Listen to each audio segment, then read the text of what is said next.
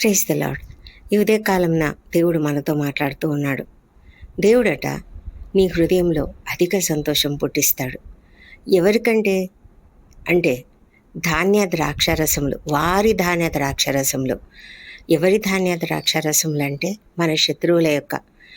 మనం అనుకుంటూ ఉంటాం, మా శత్రువులు మమ్మల్ని ఇంతగా హింసించారు, మమ్మల్ని ఇంతగా అవమానించారు, మమ్మల్ని ఇంతగా బాధ పెట్టి వాళ్ళేమో చూడు ఎంత సుఖంగా ఉన్నారు, ఎంత సంతోషంగా ఉన్నారు. నేను చూడు, నా పరిస్థితి చూడు, నేను ఇంత నీతిగా జీవిస్తున్నాను, కానీ నా జీవితం ఎలా ఉంది, నేను ఎందుకు ఇంత బాధలో, ఇంత వేదనలో, ఇంత కష్టాలలో ఉన్నాను, నా పరిస్థితి దేవునికి తెలియదా? దేవా, నువ్వు నన్ను చూడడం లేదా?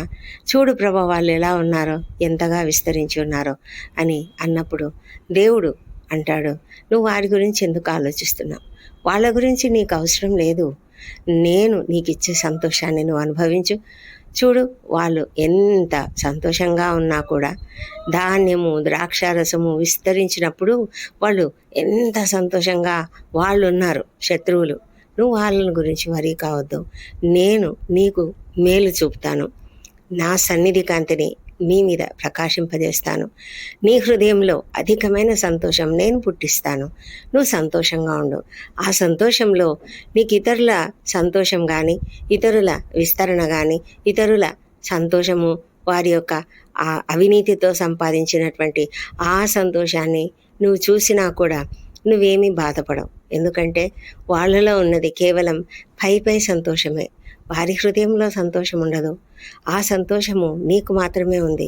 ఎందుకంటే నువ్వు దేవునిపైన ఆనుకున్నావు కదా, నువ్వు దేవునిపైన ఆధారపడి ఉన్నావు కదా. కాబట్టి నీకుండే ఆ అధికమైన సంతోషము వారి సంతోషం కంటే ఎక్కువ.